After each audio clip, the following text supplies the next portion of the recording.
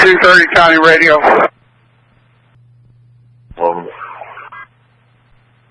I don't know what I got going on down at school here, but I need some units in here ASAP. Okay, we're en route. We'll call you with live when we get you in. Alright, we're getting a call reporting one individual has a knife. 122 to EMS dispatch. One Island Station 610, Bravo response, Franklin Regional Area High School. Okay, I got everybody on the way. Multiple stab victims. It has happened again. Another quiet morning in America shattered by a burst of violence at a school.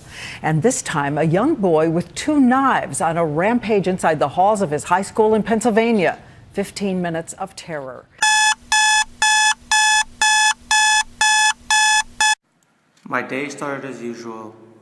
I woke up, got ready, ate some breakfast, and got into my car. I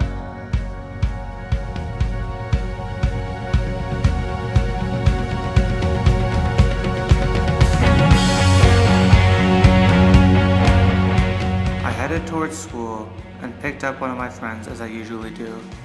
On this day, we were running ahead of schedule, which is usually never the case. The start time for our school was 7:22 a.m. and on April 9th, 2014, we arrived at the school at 7:10 a.m.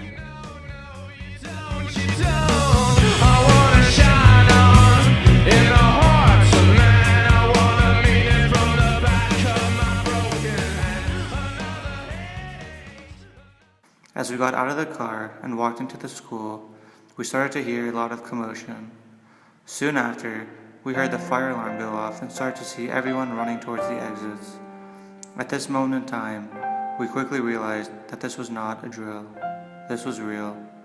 Some of the people running out of the school were bleeding, and all of them were terrified.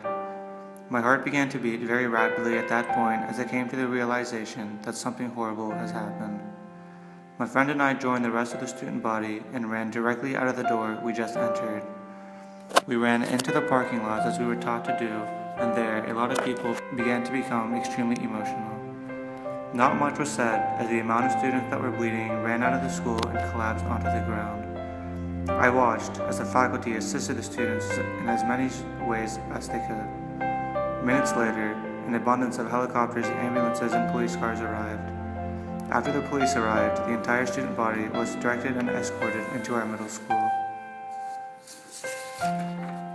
There, the news of what happened spread by word of mouth. It was there that I discovered that a student that I knew of ran through the hallway stabbing everyone in his path.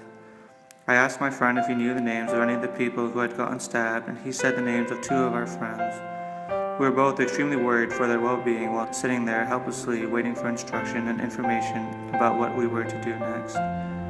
While waiting there, the news broke online and articles started at listing the amount of victims at 6, then it rose to 8, 11, 13, 15, 20, and then ceased to rise after 21.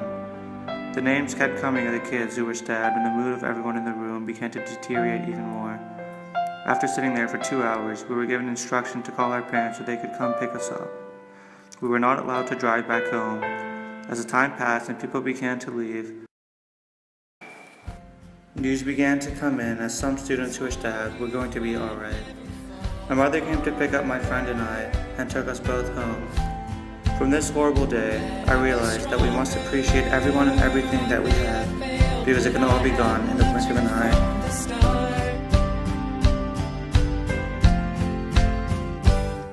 Tonight